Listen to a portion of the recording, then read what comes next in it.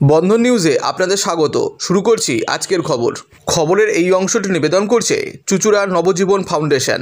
নাবালিকা আশ্রম প্রবর্তক সেবানিকেতনের সভাপতি পরিমল ব্যানার্জির বিরুদ্ধে পক্সো আইন ঘিরে ধুন্ধুমার কাণ্ড। এই আশ্রমের এক প্রাক্তনী নাবালিকার মেয়ে পরিমল ব্যানার্জির বিরুদ্ধে শ্লীলতাহানির অভিযোগ করে, যা পক্সো আইনের অন্তর্ভুক্ত হয়। এই ঘটনার পর থেকে পরিমল ব্যানার্জি নিখোঁজ। এই ব্যাপারে প্রশাসনিক স্তরে তদন্ত শুরু হয়। এদিন যখন জেলার প্রশাসনিক কর্তারা প্রবর্তক সেবানিকেতনে এসে আশ্রমের মেয়েদের সেখান থেকে চলে যেতে বলে, তখনই প্রবর্তক সেবানিকেতনের মেয়েরা পরিমল ব্যানার্জির পক্ষে রুখে দাঁড়ায়। তাদের প্রিয় পরিমল কাকুকে এখানে ফিরিয়ে আনতে হবে, এই ছিল তাদের দাবি। খবর পেয়ে ঘটনাস্থলে পুলিশ বাহিনী এলে প্রবর্তক মেয়েদের সঙ্গে পুলিশের ধস্তাধস্তি শুরু হয় বলে অভিযোগ।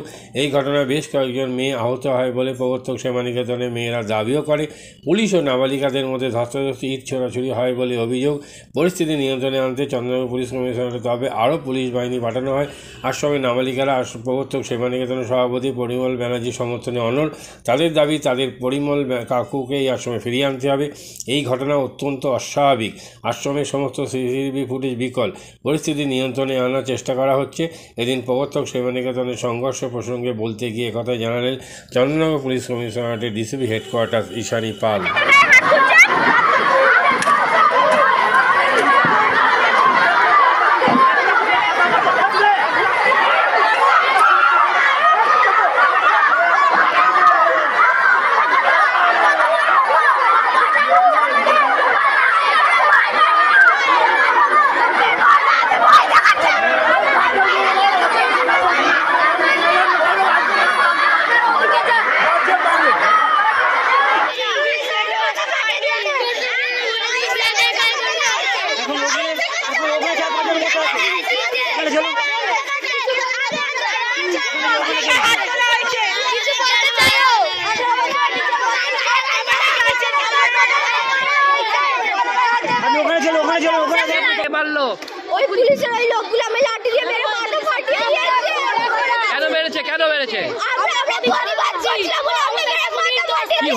হয়েছিল কি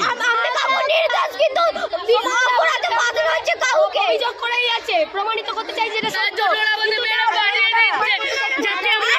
পুলিশরা পালিয়ে গেছে। আমরা চলুন আমাকে মেরে মাথা ফাটিয়ে দিয়েছে।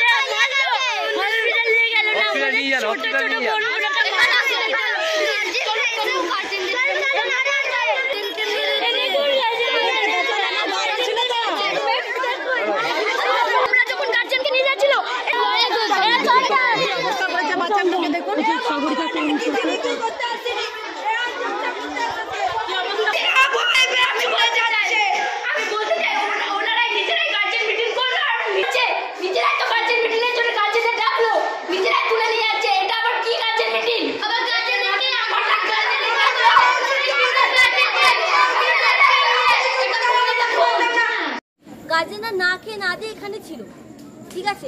তো তারপরে ছিল, তারপরে 4টের দিকে ওরা এসেছে, ডিএসডব্লিউ ম্যাডাম, তারপরে কি সুতুপা ম্যাডাম, ওরা সবাই এসেছিল। তো তারপরে বলছে যে মেয়েরা স্কুলে যায় না, বাড়ি পাঠিয়ে দেবো। আমরা তো স্কুল থেকে এলাম, তো স্কুলে যাই না, প্রশ্ন উঠছে কেন? তার মধ্যে আবার আমাদের বাড়ি পাঠিয়ে দেবে কেন? এই কথা কে বলেছে? ডিএসডব্লিউ ম্যাডাম, সুতুপা ম্যাডাম বলেছে। সুতুপা ম্যাডাম, হ্যাঁ, বলেছে, হ্যাঁ বলেছেন। তো তখন গার্জেনরা বলছে যে আমরা হোম থেকে মেয়েদের নিয়ে যাব না, আর আমরা কাকুর ভরসা রেখে গেছি, পরিমল ব্যানার্জির ভরসা রেখে গেছি, মানে আমাদের কাকু, ঠিক আছে। তারপরে মেয়েরা আমরা 4:30টায় ঢুকলাম, ঘুমে ঢুকলাম। তো আমাদেরকে বলছি যে তোরা ভেতরে যা। আমরা কি গার্জেনকে দেখবো না, কথা বলবো না গার্জেনদের সাথে? আমরা ঝামেলা করিনি কিছু, আমরা সোজা গিয়ে গার্জেনদের পাশে দাঁড়িয়েছিলাম। তো ওরা আমাদের বিচ্ছি করে তাড়িয়ে দিচ্ছে, তো আমরা সেটা কেন আমরা চলে যাবো, সহ্য করবো আমরা। তো তারপরে আমরা চুপচাপ দাঁড়িয়েছিলাম। তো আমরা তারপরে বলছি যে কাকুকে আমরা চাই, বলছি তো তারপরে আমরা অনেক চিল্লামিল্লি করছিলাম, আমরা ডাকছিলাম আসছিল না, ওই ঘরটার ভেতর ঢুকে গেছিল, আমরা ডাকছি তাও আসছে না। তো আমাদেরকে কয়েকটা পুলিশ খুব জোর তাড়া দিল, ঠিক আছে, তো আমরা ডাকছিল আসছিল না। তারপরে ঘরটা বন্ধ করে অনেকক্ষণ ছিল, পেছনে যে তালাটা ছিল সেই তালাটা ভেঙেছে, ভেঙে ওরা ওদের পুলিশ ভেঙেছে। তারপরে ছেলেরা ডেকে এনে আমাদের মেয়েদেরকে মেরেছে, অনেকজনের জামা ছিঁড়ে দিয়েছে, পুলিশটা ফার্স্ট মারছিল, গার্জেন ধরে নিয়ে গেছে, আমার জামা ছিঁড়ে দিয়েছে, এই তো আমাদের সেফটি পিন দিয়ে পড়েছে, জামা ছিঁড়ে দিয়েছে আমাদের পুলিশরা, মেয়েদের মেরে মাথা। তারপরে 2-3 মেয়ে ইনজুর্ড হয়েছে, হাসপাতালে ভর্তি আছে।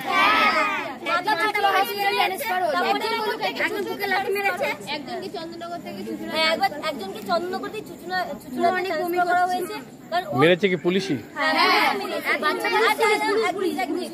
পুলিশ মেরেছে, প্লাস আমরা কিন্তু প্রথমে পুলিশকে উল্লেখ কর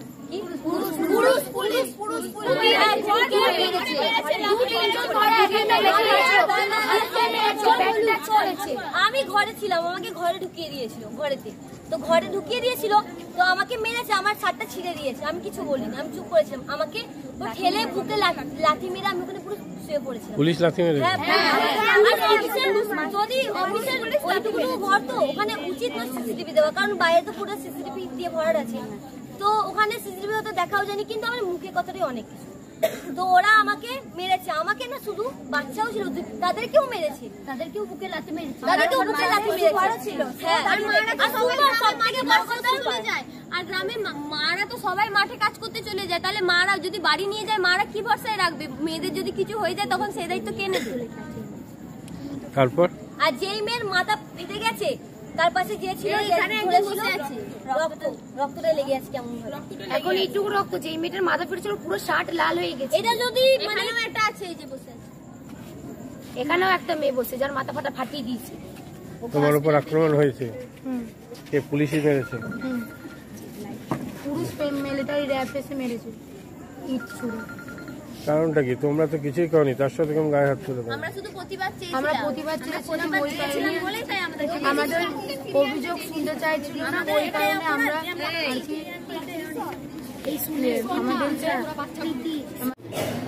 আজকে আমরা একটা ল অ্যান্ড অর্ডারের কমপ্লেন পাই, সেই জন্য আমরা পুলিশ স্টেশনে আসি এবং এরা যা কমপ্লেন করছে, অভিযোগ প্রত্যেকটা আমরা খতিয়ে দেখব যে এদের অভিযোগ কী হচ্ছে। এছাড়া আজকে যেটা হয়েছিল, একটা কেসের তদন্ত চলছে, সেই তদন্তের পরিপ্রেক্ষিতে কিছু অফিসাররা এসেছিলেন, তারপরে একটা ল অ্যান্ড অর্ডার হয়, সেটা খবর পেয়ে ইমিডিয়েটলি আমাদের পুলিশ এখানে আসে এবং সিচুয়েশন এখন কন্ট্রোলে আছে, বাকিটা আমরা তদন্ত করি।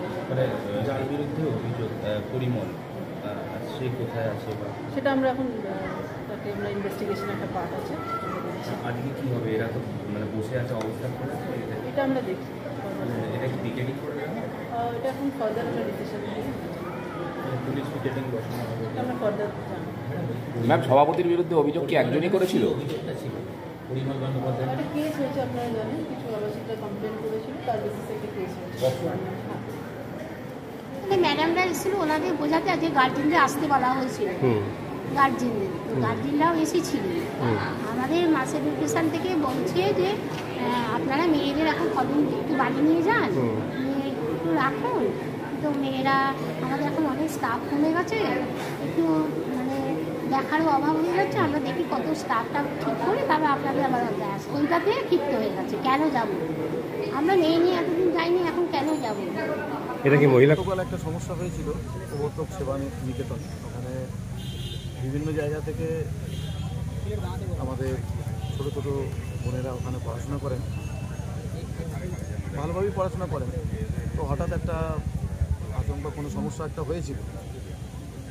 বিস্তারিত তথ্য তো ভিতরে জানি না যে কতটা কী হয়েছিল, তো সেটা হঠাৎ সামনে ভেসে আসে, তো সেক্ষেত্রেই 2-3 জনকে নাকি অ্যারেস্ট করা হয়েছে ওখান থেকে গার্জেন পক্ষকে, মানে সেখানে তাদের সন্তানকে হয়তো আঘাত হয়েছে কোনোভাবে, কীভাবে আঘাত হয়েছে সেটা পরিষ্কার নিয়ে আমি জানি না। তো সেক্ষেত্রে কেন ওদেরকে ধরা হয়েছিল সেই হিসাবে থানায় এসেছিল, থানায় পুলিশের সঙ্গে বড়োর সঙ্গে কথা বললাম। গার্জেন কল ডাকা হয়েছিল, তারপর হঠাৎ করে তাদের উপরেই অত্যাচার হয়েছে, তারাই অত্যাচারিত হয়ে তাদেরকে বাইরে থেকে ধরে নিয়ে এসছে, যারা ভেতরে ছিল তাদেরকে কিচ্ছু করতে পারেনি।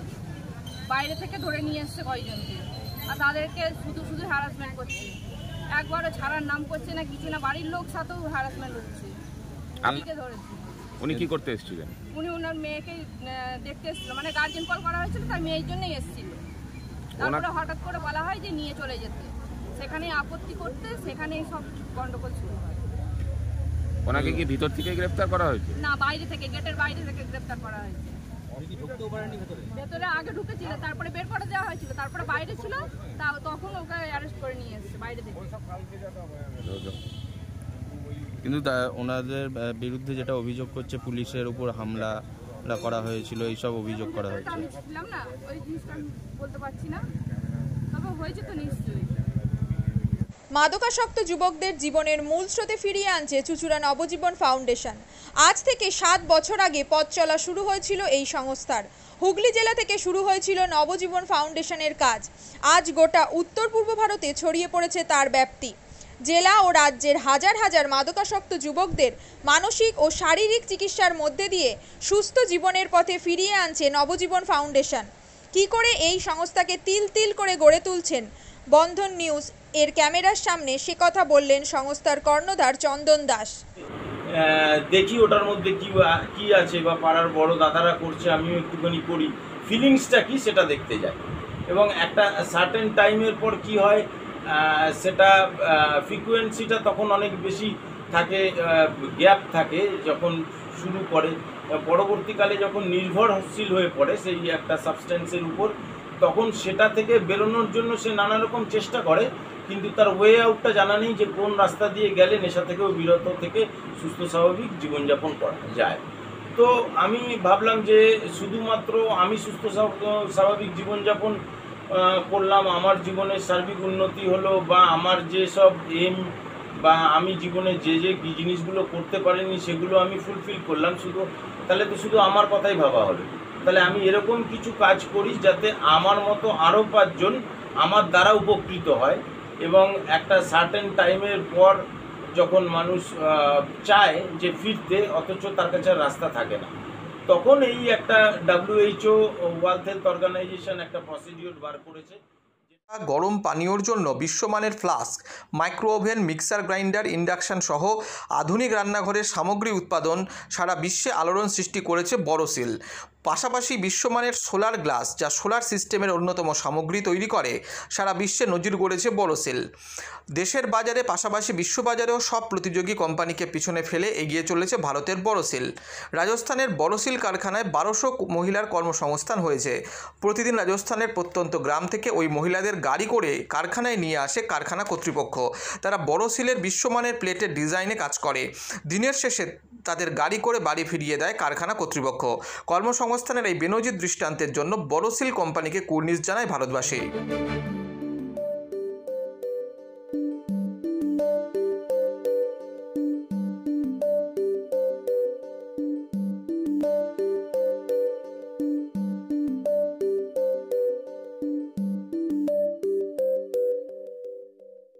At Borosil, our products touch our customers' lives in many ways. Our philosophy is simple: understand the evolving needs of our customers and deliver solutions to meet them.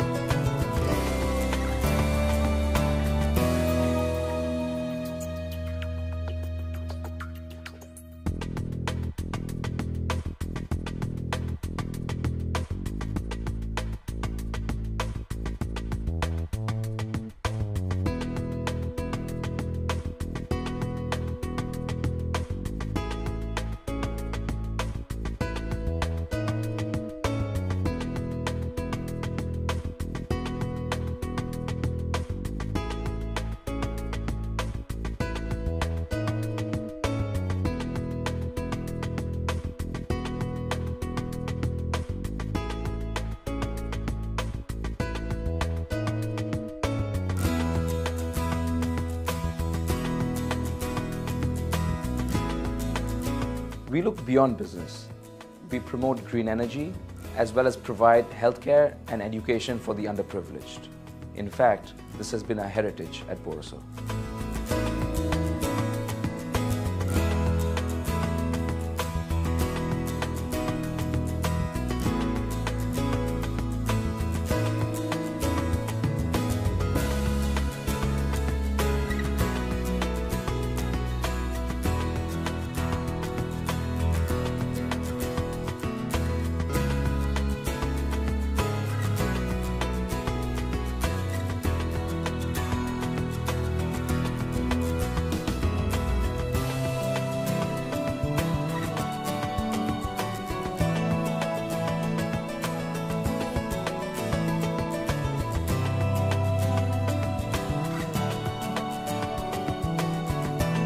Our products are developed with innovation and thought. It is technology emboldened by the human spirit.